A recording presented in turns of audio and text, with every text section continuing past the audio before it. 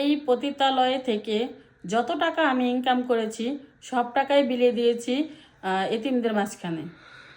খালা, আপনার কথা একদমই ঠিক। কারণ এখানে আসার আগে আমরা সেই ইতিমখানাগুলো জাস্টিফাই করেছি যে আপনার টাকা ইতিমখানাগুলো চলে। কিন্তু খালা, আসলে আমার প্রশ্নটা হচ্ছে, আপনি যেহেতু এই যে ইতিমখানা টাকাগুলো দিচ্ছেন, তার মানে আপনি ভালো কাজ করতেছেন। তাহলে ভালো কাজ করতে গেলে এই পতিতলায় এসে কি করতে হবে? আপনি চাইলে তো অন্য কোনো মাধ্যম ধরে কাজ করতে পারতেন। তোমার কথাও ঠিক আছে। দেখো, আমি একটা সময় গার্মেন্টসে জব করতাম। তো জব করতাম, সেই জায়গায় অনেক রকম হ্যারাসমেন্টের শিকার হয়েছি। যখন তোমার প্রোডাকশন চলতো, হয়তো বা প্রোডাকশনের মাল কম দেওয়া হলে লাইনম্যান আছে, ওনারা কি করতো, হাত ধরে টানাটানি করতো, ঠিক আছে, বাজে রকম অফার করতো, ঠিক আছে। তো যাই হোক, এক প্রকার চাকরি আমি এগুলো ছেড়ে দিয়েছি। বাসা বাড়িতেও গেছিলাম কাজের জন্য। তো ওখানে গিয়ে দেখি একই রকম অবস্থা। যতক্ষণ ম্যাডাম আছে ততক্ষণ ভালো আছে, যখন উনি বাইরে চলে যায় তখন ওই বাসার যে সাহেব আছে উনি এরকম একই রকম প্রস্তাব দেয়, ঠিক আছে, যে বিছানায় যাওয়ার জন্য। তা আমি যদি বিছানায় যাব, তো ওখানে কেন? তাই আমি নিজে থেকেই বিছানায় চলে আসছি ভাইয়া, বুঝছেন। প্রিয় দর্শক, আসলে কথাগুলো আপনারা কিভাবে শুনছেন জানি না, তবে আমি খুবই মর্মাহত। এই খালার কথাগুলো শুনতে গিয়ে আমার আসলে চোখ দিয়ে পানি আসতেছে। আমি আসলে আপনাদেরকে বলে বোঝাতে পারবো না যে আসলে মানুষ কতটা কষ্ট নিয়ে, কতটা যন্ত্রণা নিয়ে এই পতিতলায় আসে। আমরা অনেক লোকজন আছি টাকা দিয়ে এই পতিতলায় এসে কাজ করে যাই, কিন্তু একটাবারও কিন্তু আমরা তাদেরকে জিজ্ঞেস করি না কেন এই পতিতলায় আসে। আমরা সোজা কথাই কিন্তু অনেক লোককে বলি, চাকরি করে খেতে পারো না, বাসা বাড়িতে কাজ করে খেতে পারো না। আপনারা তো বুঝতে পেরেছেন। আসলে এটা বাংলাদেশ না, আমি বিশ্বের অনেক জায়গায় বলবো যে আসলে অনেক হ্যারাসমেন্টের শিকার হয়, যেমন supervisor, line chief, controller, manager, এদের মাধ্যমে। সবাই যে খারাপ তা না, ভালো মন্দ আছে। কিন্তু আমি তাদের অনুরোধ করবো, যদি আপনারা ভিডিওটা দেখেন, দয়া করে এই কামটা করবেন না। আপনাদেরও মা বোন আছে যারা চাকরি করতে যায়, প্লিজ তাদের প্রতি আপনারা একটু সহানুভূতি দেখান। এই যে আপনারা প্রোডাকশন কম হয় বেশি হয় বলে যে সে তাকে বলবেন যে তুমি আমাকে সময় দাও, সময় দিলে তার আপনি প্রোডাকশনগুলো একটু বাড়িয়ে দেবেন, দয়া করে এই ধরনের কাজ করবেন না। দিন শেষে আপনিও বেতন নেন, সেও বেতন নেয়। আর এই যে যারা বাসা বাড়িতে কাজ করে, এই যে তাদের উপরে যে একটা অত্যাচার হয়, এটা কল্পনার বাইরে।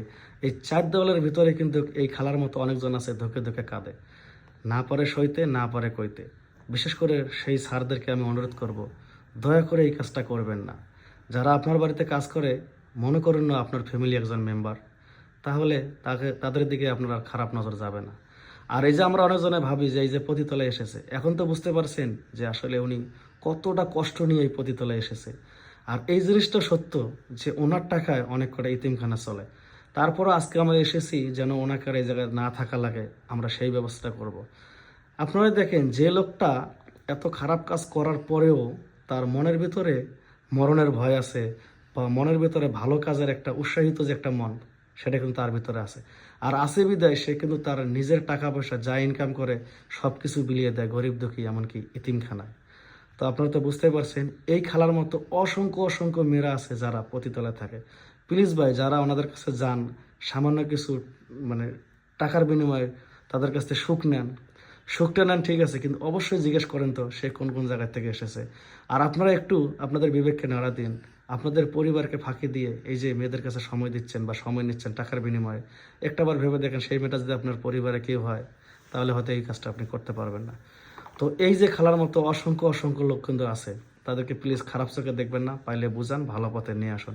আচ্ছা খালা, এখন আমরা যেখান থেকে এসেছি মোটামুটি আপনার কিন্তু আমরা সব কিছু জানি, তারপর আর কি এটা দর্শকের কাছে ক্লিয়ার করার জন্য এসেছি। তো আমরা যে উদ্যোগটা নিয়েছি যে আপনাকে টাকা পয়সা দেবো, এমনকি আপনাকে একটা ভালো কাজ দেব, যদি আমরা আপনাকে এই ভালো কাজটা দেই তাহলে কি আপনি পতিতলায় ছেড়ে দেবেন? আর আপনার আন্ডারে যে মেয়েগুলো আছে তাদেরকে একবারে আপনি কি এখান থেকে বিদায় করে দেবেন, যদি একটু বলতেন। যদি ভালো কাজ দাও অবশ্যই আমি এগুলো ছেড়ে দেবো, আর সব মেয়েদেরকেও ছুটি দিয়ে দেবো। তো প্রিয় দর্শক, বুঝতে পারলেন আজকে সেই এই মরিয়ম খালার করুণ কাহিনী, যিনি এই পতিতলা থেকে ভালো কাজ করতেছে এবং আমরাও চাচ্ছি তার পাশে দাঁড়াতে। তো আসুন আমরা সবাই মিলে এই ধরনের ভালো কাজে উদ্যোগ নেই, হারি জিতি নাহিলাস। তো কথা আছে, 10-এর লাঠি 1-এর বোঝা। তো আপনারা 10 জনে যদি এই ভিডিওটি শেয়ার করেন, কমেন্টস করেন, তাহলে এখান থেকে হয়তো অনেকজনে জানতে পারবে যে আসলে ভালো কাজ শেয়ারের মাধ্যমেও করা যায়, কমেন্টসের মাধ্যমেও করা যায়। তো সবাই ভালো থাকবেন, সুস্থ থাকবেন। আর পরবর্তী ভিডিওতে আপনারা দেখতে পারবেন যে এই মরিয়ম খালার জন্য আমরা কি করেছি। তো আপনিও ভালো থাকবেন।